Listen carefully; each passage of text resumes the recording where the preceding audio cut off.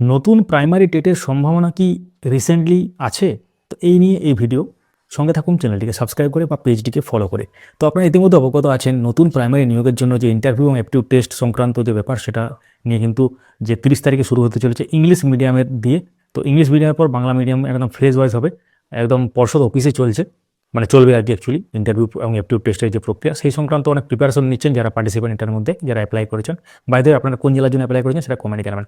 এবং তার সাথেও যারা এলিজিবল ট্রেন্ড ক্যান্ডিডেট আছেন বা ডিএলএড ক্যান্ডিডেট, একদম রেগুলার ডিএলএড ট্রেন্ড ক্যান্ডিডেট, তাদের মনে একটাই প্রশ্ন এবং যে নতুন টেট কবে হবে, কারণ তারা তো এটাতে পার্টিসিপেট করতে পারছে না যেহেতু তারা টেট পাস করেনি।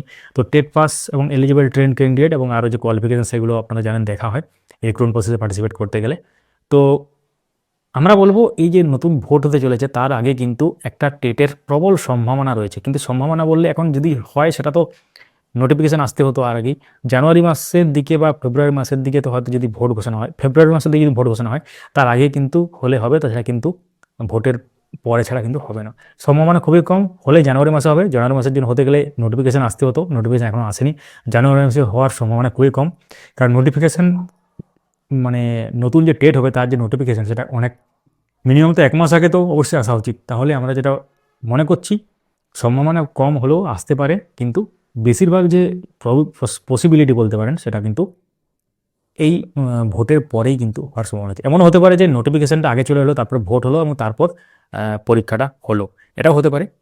এবং এখন দেখা যাক, কারণ এমসিসি যখন লাগু হয়ে যাবে তখন কিন্তু কোনো কাজ হবে না। নির্বাচন কমিশনের যে এমসিসি লাগু হয় এবং নির্বাচন কমিশনের আন্ডারে চলে যেতে পারলো, তো তখন কোনো রকম যে অ্যাক্টিভিটি সেগুলো কিন্তু হবে না, শুধু ভোট রিলেটেড যে ব্যাপার সেগুলো কিন্তু চলবে এবং অনেকেরই ভোটের ডিউটি আসবে, ইন সার্ভিস টিচার যারা আছেন এবং বাকি সমস্ত যে ব্যাপার সেগুলো কিন্তু আমরা লক্ষ্য করব। তো নতুন টেট নোটিফিকেশান আসুক বা নাই আসুক, আপনারা প্রিপারেশান চালিয়ে যান, অর্থাৎ প্রস্তুতি নিন। কারণ প্রস্তুতি যদি একদিন অফ করে দেন তাহলে কিন্তু প্রস্তুতির যে ছন্দটা সেটা কিন্তু হারিয়ে ফেলবেন।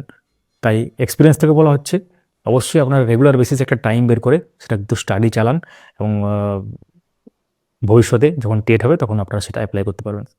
বাই দ্য ওয়ে, আপনারা কোন সালে ডিএলএড সেটা কিন্তু লিখতে ভুলবেন না।